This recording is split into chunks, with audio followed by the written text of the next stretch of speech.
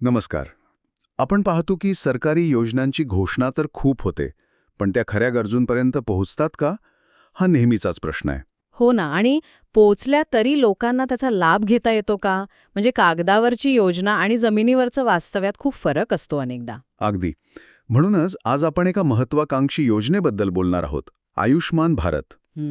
पण फक्त योजनेबद्दल नाही, तर यवतमाळ जिल्ह्यातल्या बाभुळगाव तालुक्यात ही योजना लोकांपर्यंत पोचवण्यासाठी एका सामाजिक कार्यकर्त्याने, श्री पवनभाऊ थोटे यांनी जो एक विशेष प्रयत्न केलाय, त्यावर आपण आज जरा सविस्तर बोलूया. अच्छा. आपल्याकडे याबद्दलची माहिती आहे आणि त्या आधारे आपण समजून घेऊया की हे सगळं कसं घडलं. बरोबर. म्हणजे आपलं उद्दिष्ट आहे हे पाहणं की ही योजना काय आहे, बाभुळगावात काय अडचण होती नक्की, थोटेंनी काय केलं आणि महत्त्वाचं म्हणजे लोकांना याचा काय फायदा झाला. हो, नक्की. चला तर मग सुरुवात करूया.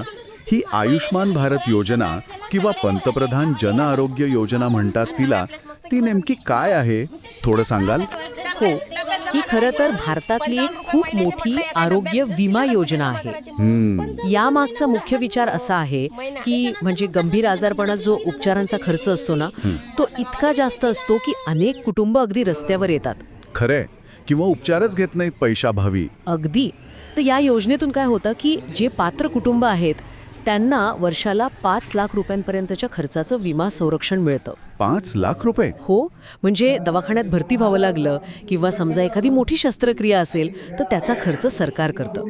कागदावर पाहिली तर योजना खरंच खूप चांगली आहे. नक्कीच. 5 लाखांचं कवच म्हणजे विशेषतः खेड्यापाड्यातल्या लोकांसाठी, शेतकरी शेतमजूर कुटुंबांसाठी तर खूप मोठा आधार आहे हा. बरोबर. फक्त माहिती नव्हती की अजून काही होतं?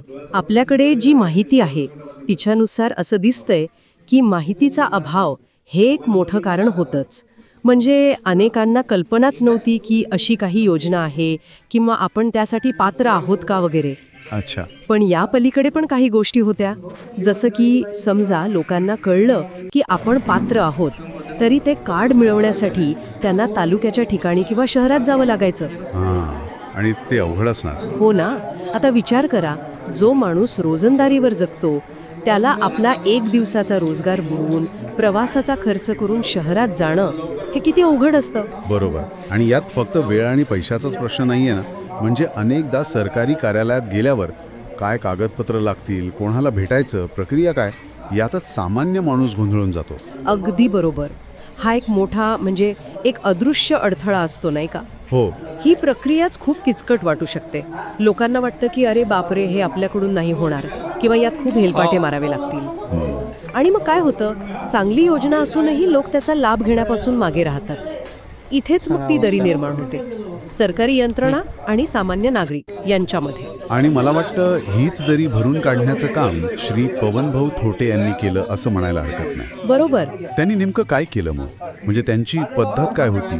कशी पोहोचवली त्यांनी ही योजना? त्यांनी एक खूप म्हणजे मूलभूत पण अत्यंत प्रभावी गोष्ट केली. काय? त्यांना दिसलं की लोक योजनेपर्यंत पोहोचू शकत नाहीयेत, तर त्यांनी ठरवलं योजना लोकांपर्यंत पोहोचवायची. अच्छा. म्हणून त्यांनी स्वतः पुढाकार घेतला आणि गावागावात म्हणजे अगदी वाडी वस्तीवर जाऊन आयुष्मान कार्ड काढण्यासाठी शिबिरं लावली, कॅम्प्स आयोजित केले. अरे वा, म्हणजे लोकांच्या दारातच सेवा.